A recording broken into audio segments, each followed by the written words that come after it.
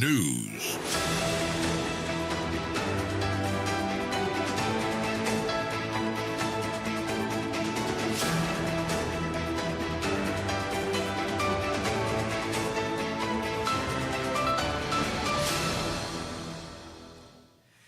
Yamamo akwaba afi tumi kare share Facebook no so a na ya DLFM 106.9 kasebo no yemfa mu nchemu nyina da emfa ensomum na rehosama yensaka efri asantemantamum eye esaso eno no ewo antwemanwa biaja nov mensenem ewo eye asantemantam nando ada enumre ensubrane bitoye ema humedi a kire nyasem kuma mekese no ada bebere na atumi asem potema no mama adehye no wanom aso ayehye pam na nka ne kire mandra ensuframa etuye ewo esaso eno no atwemanwa meja eye potema no asantemantam no enso ne hyase endrada eye anadwo ema nonkron abo edekro no ewe ndrada obenimbo some na data so aduonu anan emfimpim mienu ene aduonu num a mekese no ayehye bebere na mekese enso atumi ato asa wona mabubu ni nyina de agu adehye etimi nya baabi entimi fo muti emfanto na ayehye na kase ekirem sem Ghana mpenifo mo asabe kakra mo ntoma no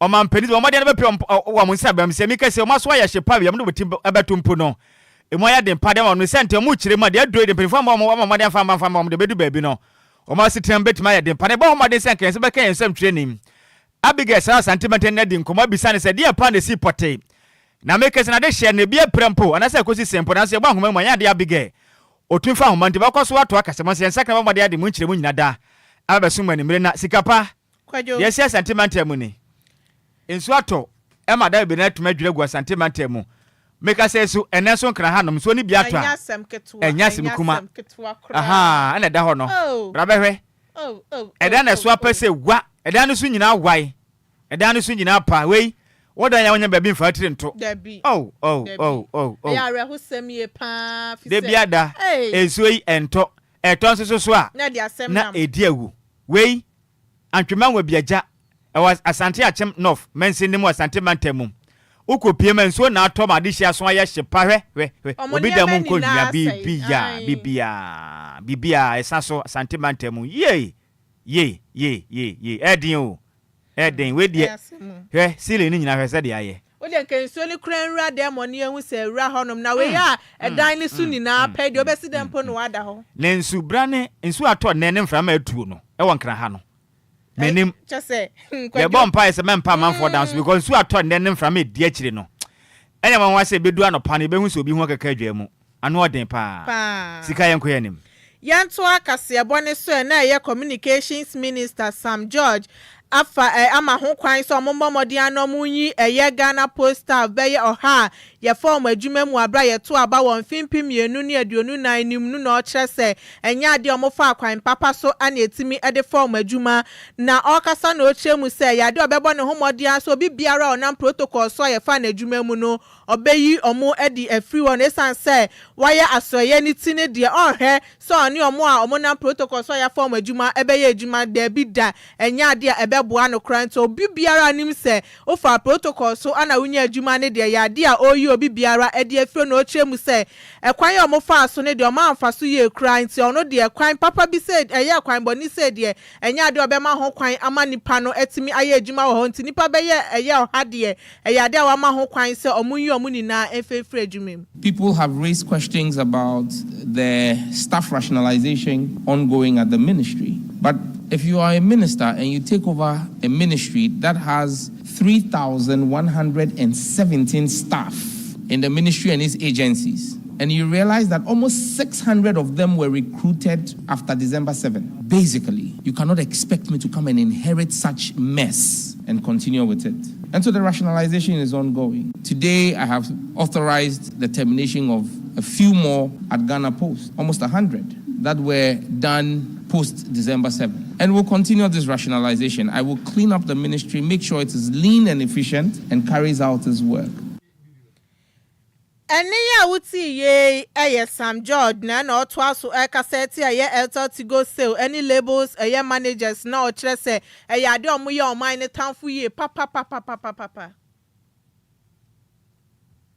told us that they bought Airtel Tigo for $1 and I've taken over the ministry and ATC American Tower Company, just one of the companies Airtel Tigo owes, brought us a bill of 1.5 billion Ghana cedis.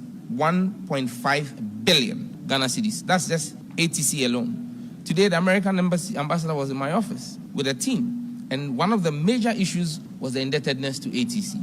The debt sitting on the books of Airtel Tigo is in excess of 3.5 billion Ghana cedis. So if someone told you they bought it for $1, who is going to pay the 3.5 billion that's sitting there and growing, accruing interest? And that's why I say those who carried out that action lack any sense of patriotism. Because most of the debt is debt that was accrued by Millicom, which was a private American company running Tigo, and Bharti Airtel, an Indian company. And you know, to show you how irresponsible the actions were, after they have absorbed the company and the debt and put it on the balance sheets of the government of Ghana, now they attempted to drop the assets of the company into a new vehicle, and they were engaging with Bharti Airtel again to let Bharti Airtel come and take the clean company as a new company. Like I said, the Attorney General has work to do, because we cannot run a country like this.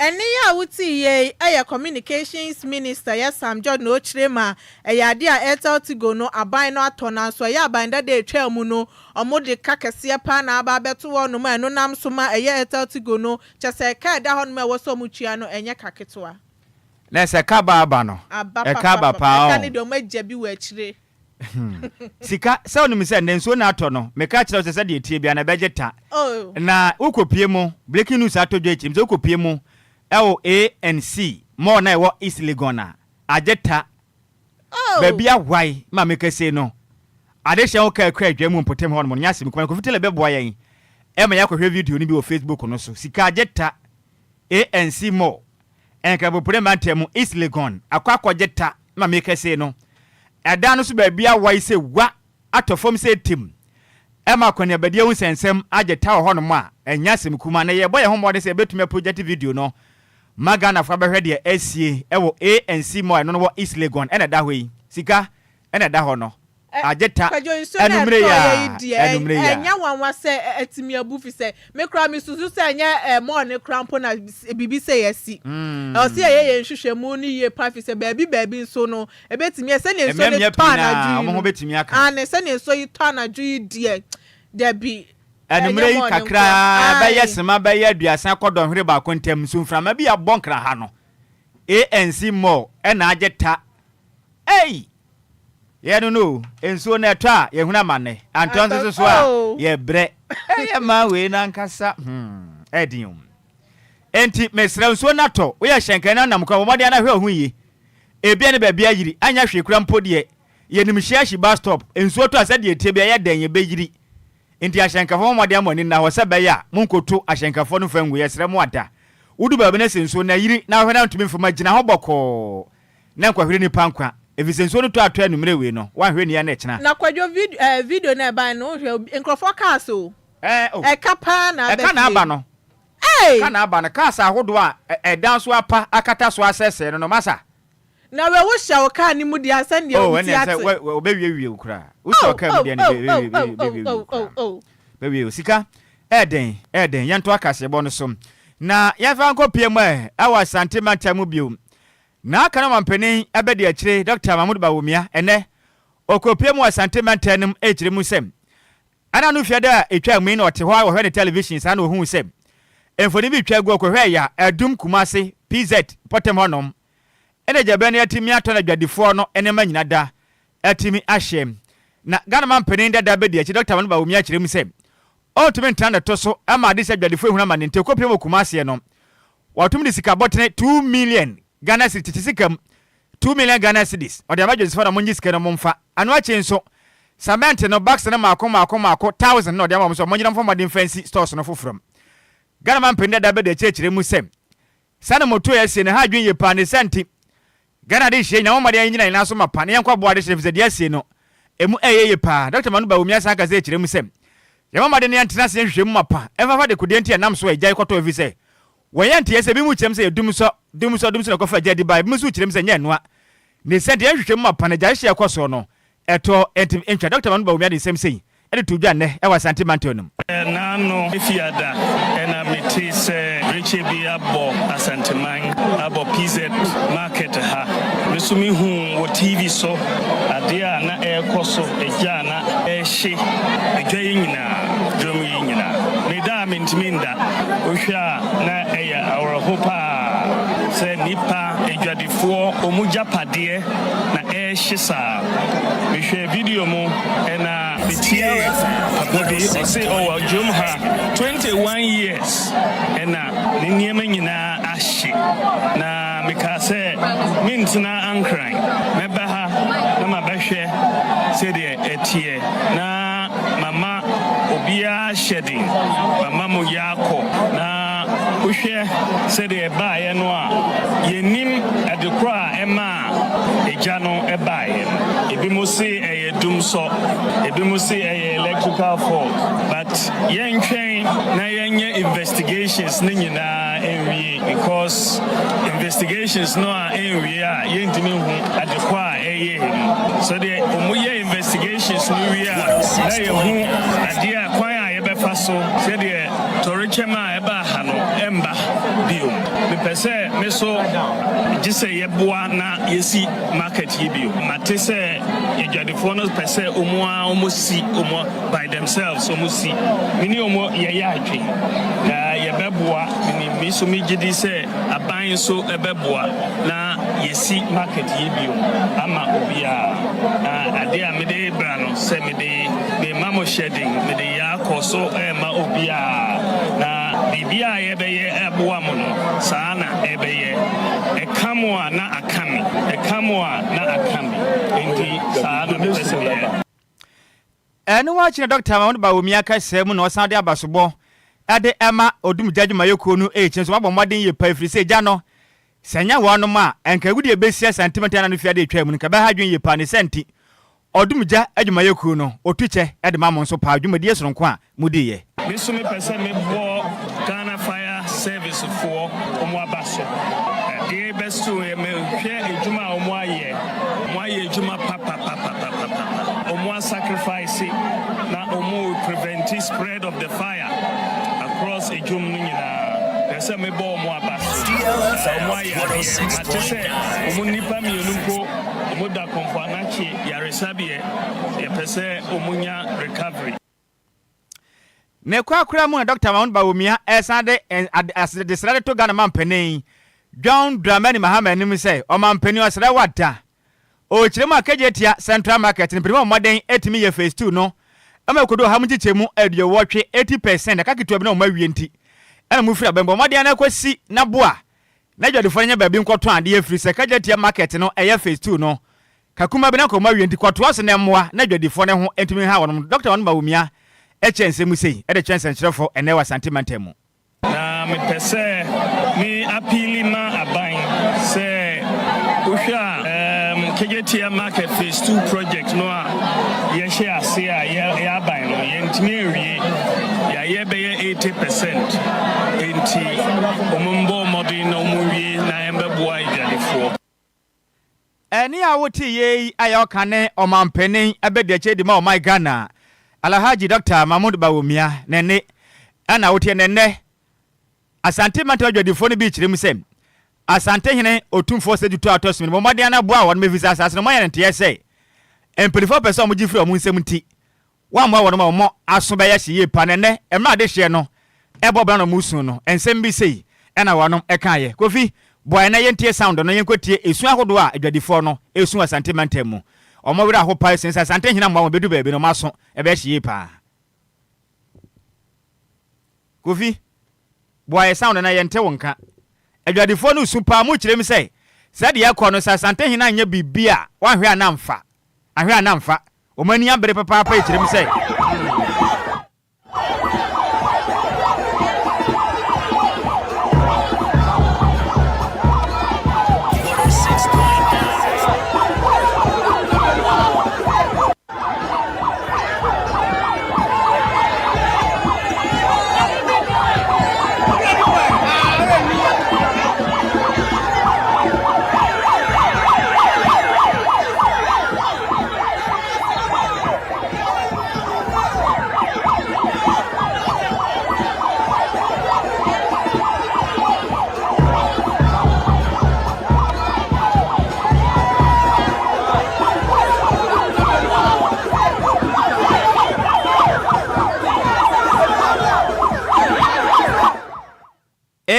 Dada wotie aya sentiment ba dwadifo ana no fedo mo kaka adwana mu kire mu sei.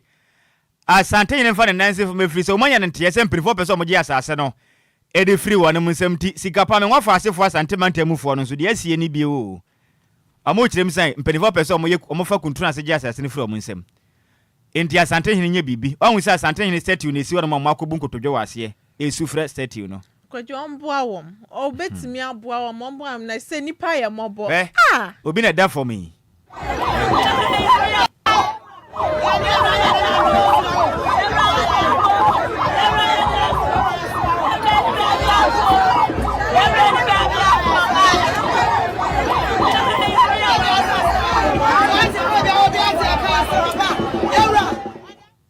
Edion. Mire kra ho.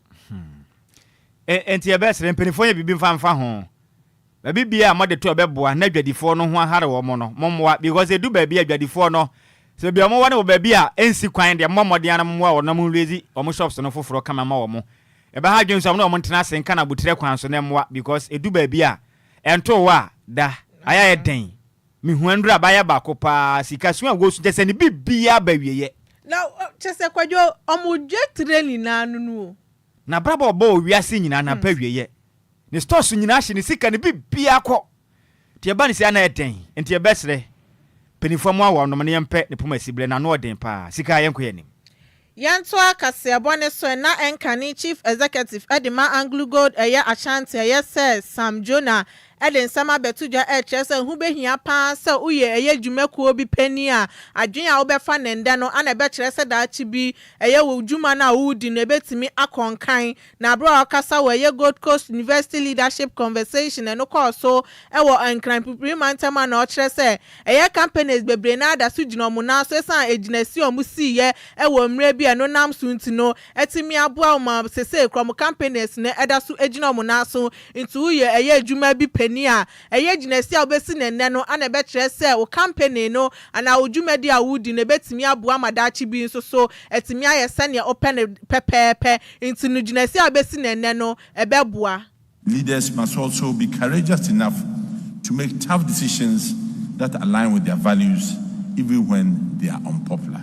So how do we tie global leadership and corporate governance to sustainable growth? I'll give you 3 strategies that I have found quite effective. The first one is think long-term and act short-term. It is easier to get caught up in quarterly results, but sustainable growth requires a sustainable long-term perspective. For example, when I led a company through a major digital transformation, we invested in technologies that didn't pay off immediately, but let me say it positioned us for future success. My experience with chairing or being on boards of public companies, that is where you are required to think long-term to please all stakeholders, that host governments, communities, and shareholders. And yet, you have to show impressive results. Ora Sam Jonah esanso etwa so eka so manga no mombo modea no mototo mo niema ye eba eye energy ene mining sector na se na ebe ye betimi abu o mine no sanso ana betimi ama ahombanbo ho nsam so etimi akoye. There's no reason why you cannot manage your country, you cannot manage your energy sector, you cannot manage your mining sector in a manner that is decent, that is beneficial to the community without affecting the environment. I mean, climate change is real. If you are in denial, you may be a president who is in denial. I mean, we have one in America who is in denial. But the consequences of climate change are obvious. You can't run away from them. So at the end of the day, if you are a president and you look around, and I don't know how many of you have traveled, if you go to Ankobra, if you go to Pra, if you go to Ofin, these rivers which hold the key to livelihood are dead. No aquatic life in them. You can't drink from them. And you can sleep easy and you think that it doesn't matter because why should you confront this? Because after all, the whites have made it and why they didn't want to restrain us. It is real. Climate change is real here. But apart from that, the environmental degradation is real. Eniya uti ye Enkani Chief Executive Edima Anglo Gold eye Ashanti say Sam Jonah. Yanto akase bono so ene yempie mom. ewo concern youth edema atwede eno no ewa Asante Achem South mensenem ewa Asante Mantenem akase chirim se galamse ha dwen yepa mpotem wonto mbejira mo na so abo mo kuro no ho ban na boa magalamse ahodo ekoso no ebi etum betwi mfanfa wodo mo so kram adehye na akase chirim se emfempem mienu ene edunan mu no mo ya nante se nipa bo ho no mo bode se mabetu galamse na saseme ma no wote abanwa so ampene kram na mebu no fransam trafo enhye mu ena Patrick Kakali entwi eya president edema concern youth of atwede echiremu sem wade mu gira mo na so pa evizomanya nante se nipa be bode abawura honom a wade mo ahya ase SS nsuo ewo Asante Achem empotem honom adehye achiremu sem illegalities ahodo ekosoro mo implement na se da o mabo assembly na mane o mabo na ma trenkwamwa mane mabo police commander mane nanso o mutu ho na mo biam Patrick entry echiremu a yanka nkyere mpanifo se sabi pempe wesi ni pain o mutu maintenance wo mo water pipelines ahodo galamse fo me send the senti abanye bibi o mo de adesrede ato Asante hene otumfo se ditu a otoso mienu anim ana afisa homa mo koyen se munya bibi mfanfa ne Ghana man panin sem mo anya hwe mo so de mra be hwe mo nsem abo mo ho ban afisa mutu maintenance magalamse enso matana yem na ba mo ho be kira mo munya babi mpo enkobu nso entimi enom ampotem honom te hon popoye 2014 sabre no empani a no gina mu wo assembly member dwumadie no won egina mu asade na ntimi amaso eno etwa mu no eye last year ena eno de yehunu ne se yekuru de mu ha no no ma bawure mu ana ohunfo ni wo honom ye wo babi ani atu eye miensa a babi kura de ko ye de nsa ne atofia ne yesi omo de yi nyoma setup ni nyina wo ha kire se galamse na ekoso babi su ye ko ye no so de ye tu ni akata mara ne so sade na be ye ohawo ye de ho hye nyina ba eye nananom empani anim but besina no yente ho hwe sanso ene de ma eye aposifo me no kase as an assembly member ya ye case ato but over eye sa brand besi ne yente ho eye empopoye ebiem ena afi so ahyase yentena ho ma ene ememere yen na afi de ne de eno ye koye no ye kokopie wo mo so a o mukuta o mu fidie o mo de ye adwuma da de awereko ne ya sefem ne se ensu a eye kase ensu bata water ways enu ne ya tie si ma chese ya blocking ensu no ama otimu se ensu na hyase a eye de ense kome ensu ena mekan eno timi ya de kase yi e ma mo se mo amoka bia ewom security services mombra atwede em famo ni mehwe titiru Asante hene utumfo o say tutu the second yura yesro esebra lebeje eni a wotie aya president edema concern youth a wodem wo atwede eno no Asante mantenum ne den ade Patrick Kakali entry ne kwakwa na mebunu nso amoso wo atwede ewa Asante mantem di same say ede to die kasebo enim Yenti ayempe galamse ne se yensuo yekroma yensuo ho asem ka eden ensuo ni nyina atwa eno na yesa na yenom we mu nyina na yese yempe galamse yenchiri ma na ye adwen wo mo ho ebedu mire bi na ensuo bo ba ba ye den omo kofo ye mire wa omo won kurase ne omo kekan kan ho no ede na omo benom obu wa bula kura won tuwo ewe mu a wote we mo so many years ana wote wo eso no ensuo eno ana wosa come kantan ne omo kekan ho ne nyina eno ana omo sa eno ati yese yempe galamse Chima ko hu said ye galamse na ye nkofo bebre obi wa be woro na ne nsani ho enti atwede ha de sa de we de ye mpene e ma ne nkoso sese ye kwafo mo ensu a ye nom enyina na sese o ma hyase a o mutu galamse yi wo mu enti se empanifo amma amehwe yen no mo ama ameboa yen a ebe wi ase ne ye be mobo eni a woti adehye a wo ne ye mebuna mo wo atwede eno wa santimeter mu kire mu sem se empanifo anya bibia mfa galamse ne ho de ampote mo mpene ne empene kina ene bedu de de mra be hwe mo nsem esi adehye kwan firi so muntumi international mensuo ene akwaye ene mumfudie entimi ense kwa we ne yegina we so adan ye ho ye ba ya de kasebo de aka ekire ye bekenka ne nyina e de asomo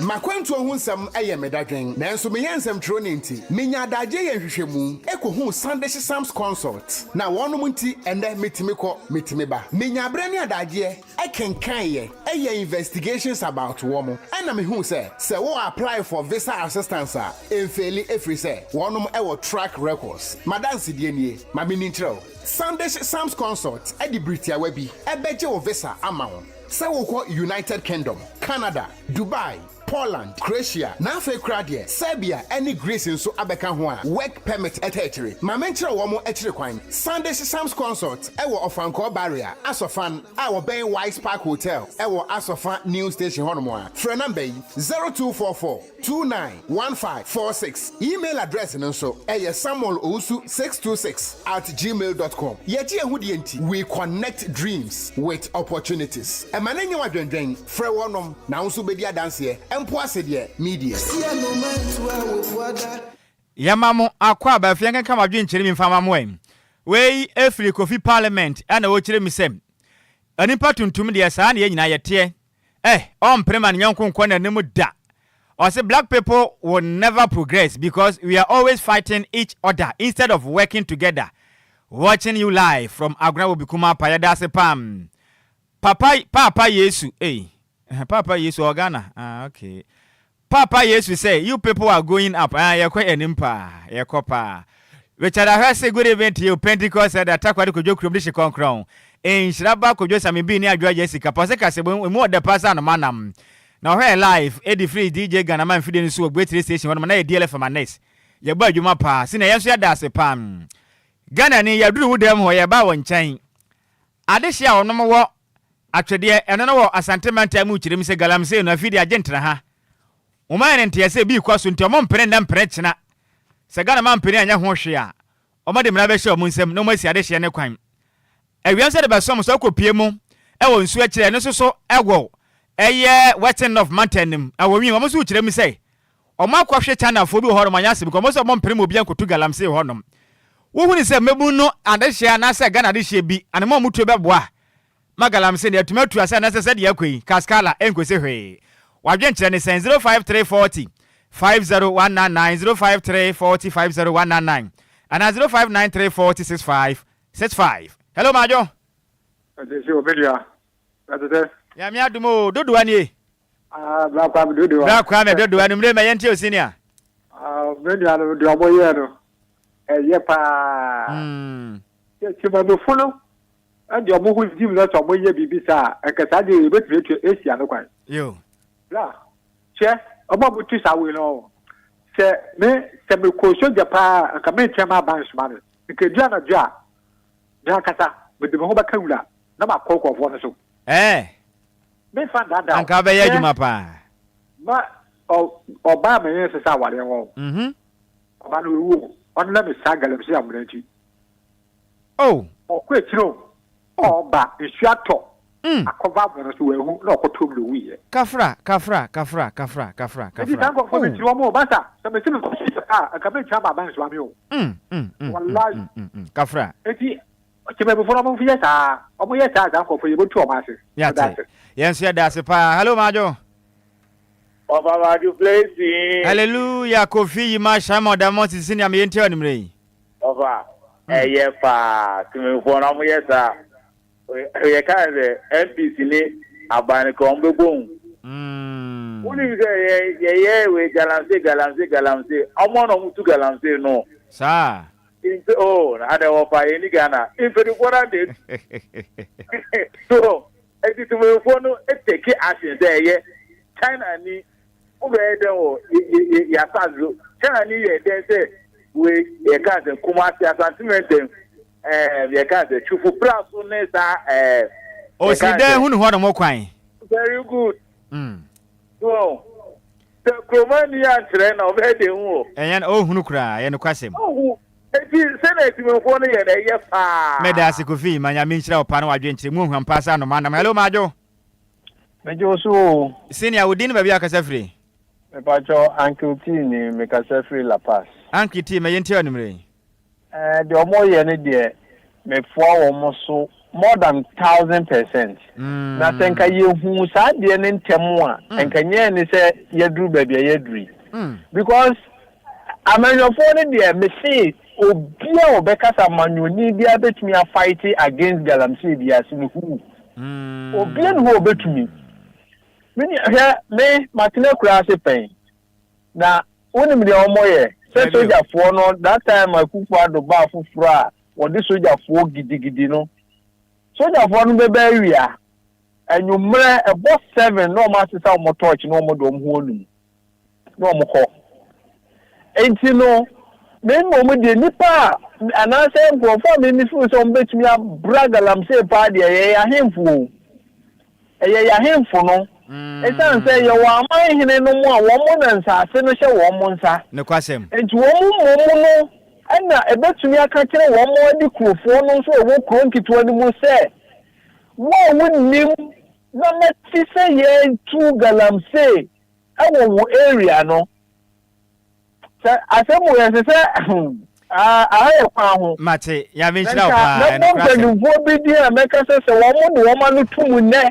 Ka be ya djuma. Aka say mo ya make we ya. Entempa galam say na tu betwa. Ya ventura bebre, wa dwenchere mu odesa no manama ha ye kwan unti mesro din fate kakra. Hello majo. Yenyo. Senior we be aka sefri. Oh, we kwan so. Na we kwan so. Oh, mesi akwan so a. Eske dodo a. Eske me yenti anumre. Owu se ameburu no anamo mu tu afa galam se ne ho de eye ne kwan so be boa na mbom ne be wie ti no e MPC ye to abama omu yi nya ye ministers yi nya ye DC fu na mo hyehyase ndi me kan wedi nga akona na ho na so afra ni na busuafo penni okiame oba ahema o akwatena busuafie me ka ohene nka se akunya wodi sika bi ani ho asase na asa ndi ye ko biska kakra so tere ne pe wa ma kwan ndi meburu no muni tumi obakasa na kwasem yo muni tumi ndi zenga ye no na ko mo mele to mampeni wuro lo nsi dini bi e wo ha fi bi ye no abasa ahemfo ne kakra ma ye ntwetima forest ni wo ba tese be kombia mbra ba kwan so se ye sama ho meda se pa mre ne ti ya musa bi anka beboa meda se ye ta pa dia empelifo na tu parliament fo na ne tu meda se bebre nyame nhyira bebre sine na wadwenkyere. Hello majo, we am last caller. Hello name senior udin ba bia kasa free ya premi Sammy kasa free ponko kompe Mr. Sammy ponko kompe senior me yenti o. Okay, and I'm not moving there a year private as a Omuyage because insurance be any ha a cover. Who call the son of because proud to see ya. And only a 7 yeah, no bed. Can be a man. Okay, Mate. Mr. Medasi Bibri, a friend for the Australian to me for Monfancha by a time or no. Eddie and Mukai Cockra. Cassaba and Musa move for no.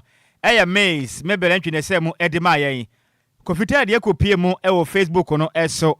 I can come for say yemi no edi amajeso aya takwa de kodwo krom to be de shikon kron Nhyiraba Kwadwo Sammy B meni ahofedua Adwoa Agyei Sikapa Mendra Black Stars for ne ya wanwade entini ye sorry sui Apakan je de betras ne mo de sa no manam ne ensa na ye be kokra no tiwi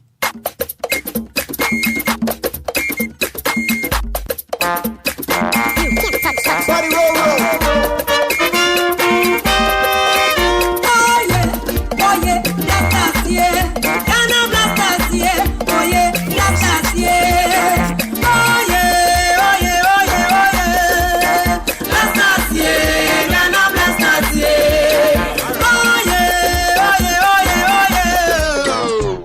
Sara yanku popeno de na yanku po atoro se ebe ho no ene be ye ho enti ye da yanku po ase ansa mistake na ba in our player side na omutumi equalize ye no inshallah bro ni se mintu mo ase obehwe na wasiye no mabi the other direction of you face akona here direction me ye na ediko ye ediko woni na ma kofa obi aba na ma high diamond na mitia ne ka kind of you are journalists, some of you don't I think you are doing like you don't go to school.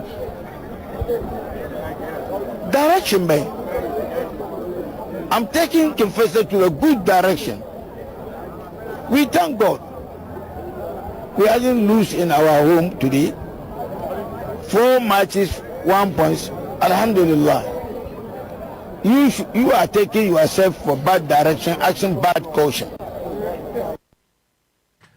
Brother ba wotro melegbadro no vinyo pogboto fio wotro ya chagamagbado megba no sports ye metwogbo no yemenko enyu DL Power Sports update melekuku no yo madana grona madana masia me promoto fio no choma radio adre DL 106.9 sports eya dimila ye me no me twogbo na tamade kuku no engba de radio alegia na nenogia anyami ganyo bi tuobole bo no koye Facebook e YouTube gbekene menga bo efia no yo be she gbekene watashi waka sports ni ba egbaji DL Power Sports me kpabo fae ni gbekene o chamoko ni moko akemoko ni mofiamo ke radio afo DL 106.9. Good evening to our cherished listeners and viewers watching us live on Facebook.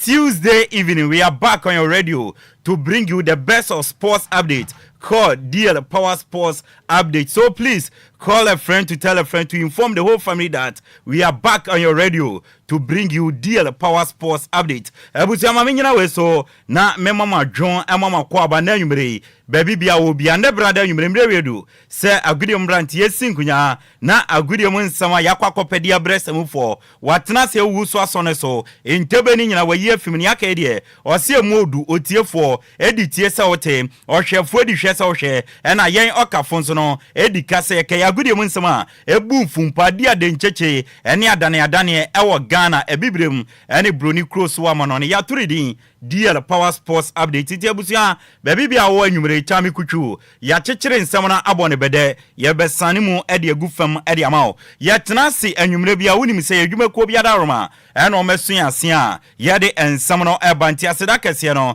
kame wona na anwumre yam fama Lumba ensupa Lumba ensupa eyensu a abadwama nso emu ode emote eye kroje Food and Drugs Authority ede afam fidie ma ye nhwehwema gya tum se enne ani nsu a Ghana ese obianom enti na nwumre baby bia wo bia wutie me open so abenom nkwa de eno ane Lumba nsupa fiafie mo mononom dwumadie bia wodi bia no fama wa hoho no na omonom ebe omde na omayi sika de ata dwumadie na otonsa ede from no eno achi mu amotontonso traffic mu kasa motonso ena provision store water depot ahodo no munyina Lumba nsupa no ena mekanfo ede amamo se monton na bibia enye kama bibia fa nsu aye no mo de eye Lumba nsupa ena esise onom Lumba nsupa no mo amwo danceman ene ne mpate madam abanyameche na kachi mobenya bi ewo mobehunu wa Pier Tooth Lane oben Lumba sport no number modi benya mama ana madam abanyameche no eye 0557 349 401 eno eye dansuma ene ne mpatem eba no ofanko ene ne mpatem fo ne so a Mama Vic akachi yede bia kogu chapo mu benya bi ato monfrem Mama Vic ewo 0500 680 783 ena monfrem no na mu benya modie ne so ato ewo no eye ofanko ne mpatem fo no Lumba nsupa no upe bi ato a obepiem awe DLFM yakachi ewon kran yene eye Agbogba Junction ewo yene Wisconsin International University no ena edi anim hwe ode bora ye reception wo obabeto abaye we bi wo ka chense ope Lumba nsupa bi ato obedi wanim na wanya bi ato numbers no fre baby a wo bia ye bi begu hyen na ya beyidi ama wo to ni duduo mu a na wo de adi udwuma 03550 na wo abo 5 miensa 274757 ana 0577 475343 Lumba nsupa kitemu na nwumre yede ensam no eba from afar mini akwa mefum ebo machidom mede ensam no eba champion kofitela ede ato abefo ntintan kese ne so Facebook DLFM 106.9 YouTube nso no DLFM 106.9 obetimi akọ no wahwe dwumadie no mi ameti akonya kesi mede ensam no eba no edi ameje so no ayensu ano de hye Apakan the Blessed King yenti we yeba yede ensam no ede besmo Apakan GH wode nyansa de wadiawo wo interview wo kasai wa hobrase wo radio mu kire se wo yo pabe ne wo radio mampa enti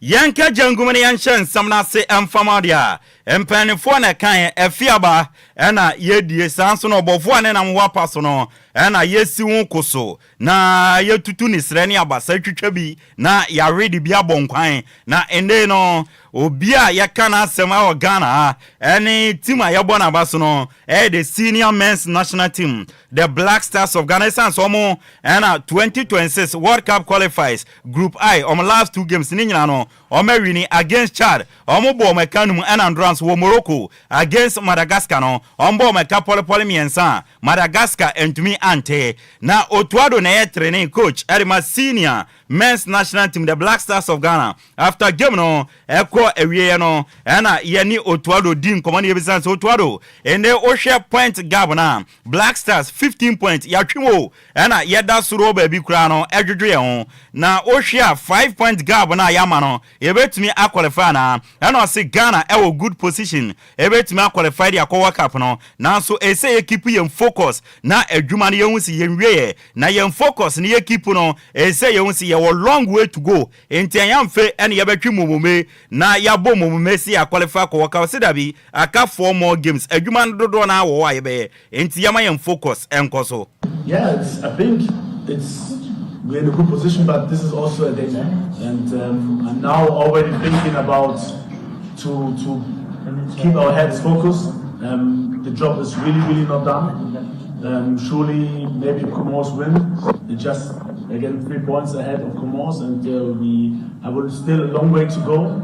We have to be focused. If anyone thinks we are through, then he's making a big mistake. I think we're in a good position, but this is also 3 points ahead of Comoros, and I will still a long way to go. We have to be focused. If anyone thinks we are through, then he's making a big mistake. I've seen a lot of football, a lot of things happening, and we have to stay focused. And I'm happy for today, but like I said, the job is really not done.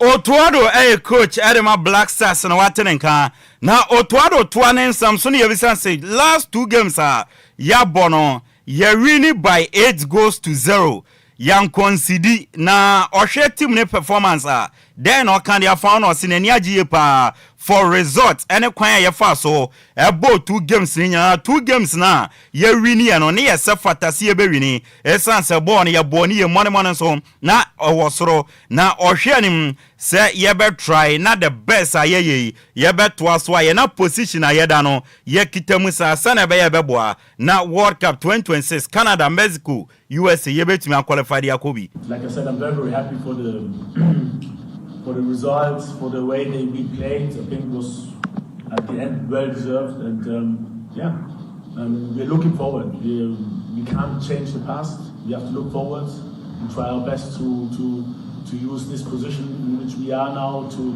qualify for the World Cup. Ne krakram no ane yebisa Otuado say Hearts of Folk goalkeeper Benjamin Asare ne first national team call up to Black Stars ene po no wajiabo so na odem na ubetimi aka kire categorically clear say Abrante no say ono ya Black Stars number 1 na ena say for now de obetimi de insist ne bo aka kire Ghana Force Abrante fe Benjamin Asare ena ya Black Stars number 1 goalkeeper ye next games no ya bebo no e wo June na for now the ono eno number 1 Edema Black Stars ni enti ene say Abrante ne mo training ni ade no na e wo soro eno no mo hwe so a o mo de ne to atenanum na nani agye e de ama Benjamin Asare modernbo a obeda na di e Black Stars akache. I think we win the next game is in June, and at the moment he's the number 1. We decided for him. He did well in training. Like I said, it's not like he's here, the others are there. So we have a good situation where the goalkeepers are pushing each other. Really thankful the way Atiziki and Wolcott also behaved during this week, and the way they also tried to push Benjamin, to help him, to support him, which is not, I don't take it for granted, but big props for them for pushing him, for giving him hints, and this is good teamwork, and Benjamin really, he deserved it. He did well in the league, but also in the training, the few trainings we had, he did very well, and I'm happy for him. Otuado coach Edema Black Stars ena watenenka na owie no Benjamin Asare ye ni di nkomo se Black Stars number 1 de se wona odamo obi abo abaso se waya de e den na kari a kire Ghana for ena o se Ghana for esie ene keja ni aseda enti ni obeka kire Ghana for nyina ne se empire mo body man no ekite amota na chi odo ama kire no ni nyina odamase nyame nhira mo na ohyamo bo se mo nkoso antanachi Ghana for ongumani masida Benjamin Asare. Yeah, ministry come the catch on say the way say now on what GD won support the way say now it move all those football there you be an obet me encourage you go on my be on so the way this lifestyle and so the catch on say me danyana say one mama was ana there omo expecting so me do some me do omo na see of course still supporting this time I'm sure me was Benjamin Asare or say a Sierra Keja any accident Ghana for other ones in Yame enchira mo se mutanechi na yebisa se local players no ene what your money mo then akaria for local players no ye from Mobile Blasters no se na asem yetia esansa asempa we eyetia se local players no munya kwenya na omura Blasters na kachene ya mo makwenya na omo bo games na wogidie se omo money be kosoro on betumi e deliver please me the mechanic say no say most of the time omo feel say bia we look up Uba national team bia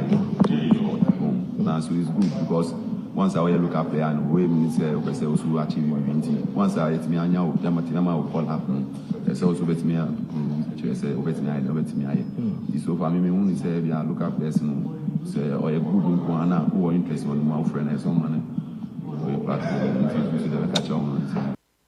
Benjamin Asare a Black Stars goalkeeper and watin in Kano Dr. Randy Agyei a Black Stars Management Committee chairman na Dr. Randy Agyei say games na ya bono a great and brilliant performance and Black Stars eda na dinaso 2 games ni na enye easy farmer emrantia no and the entire team na momo no with determination na boa mo mutumi win 2 games ni na. You know, it was a great performance. It was a brilliant performance by the players, but it wasn't an easy game. It wasn't. I mean, if you critically assess the game, it wasn't. And I can also appreciate why people were a bit apprehensive about the game. I mean, this is a team that had gone 6 games without a win in the AFCON qualifiers. And so even against Chad, people were scared. People were skeptical about a victory. And then after Chad, they said, oh, well, this is just Chad. It's only Chad. You know, and if you look at Madagascar's previous performance, having gone away to win 4-1, you know, against one of the teams that was also doing quite well in the group. I mean, it was pretty obvious that there were a lot of people who still weren't convinced that the Black Stars were back and could do this well.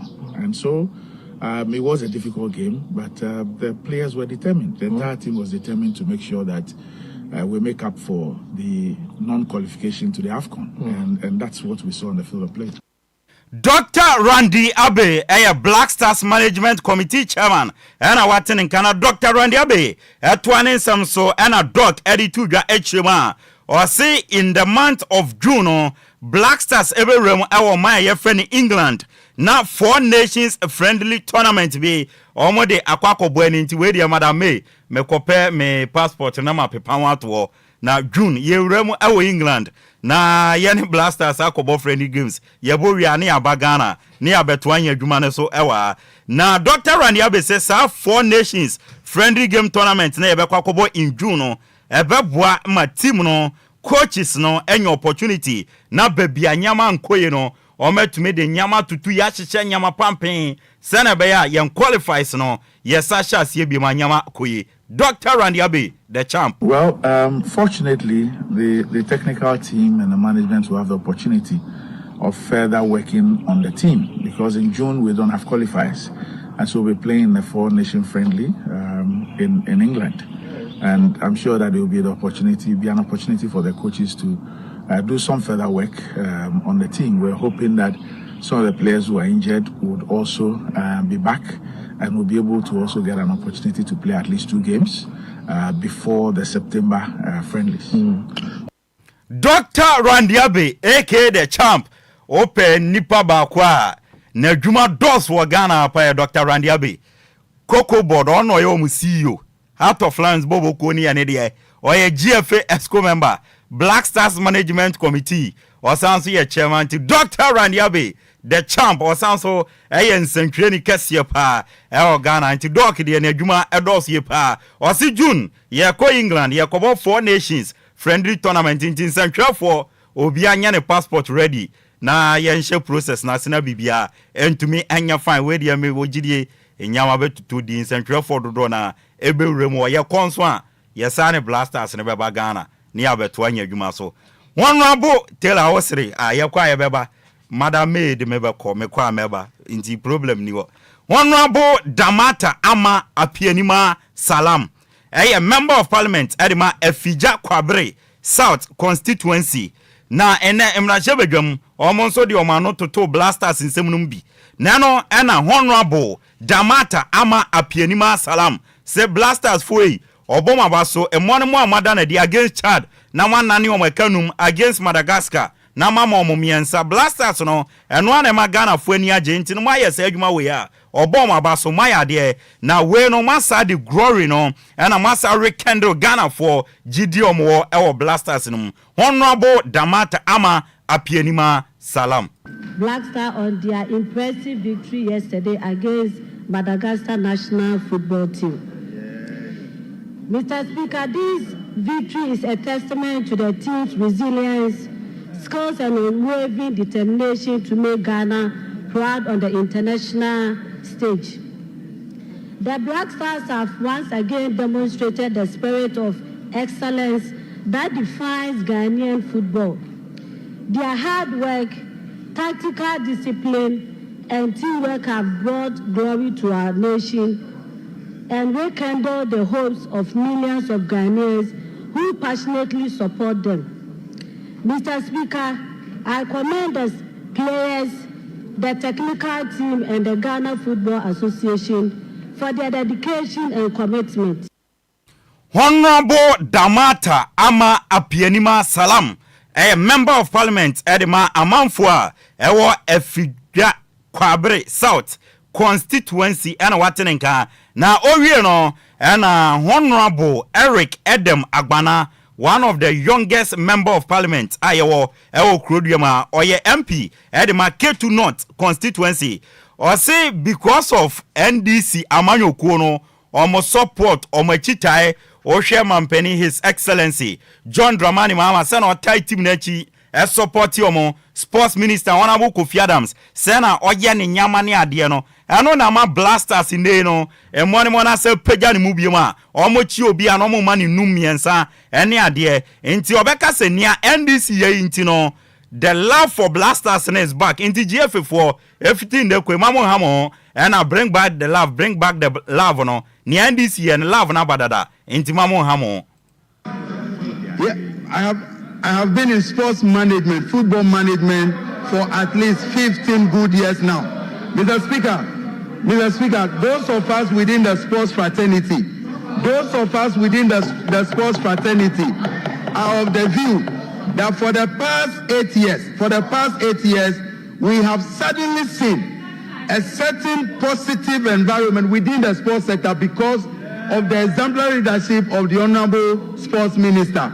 Mr. Speaker, prior to our game against Chad, the President himself met the players. He was at their training.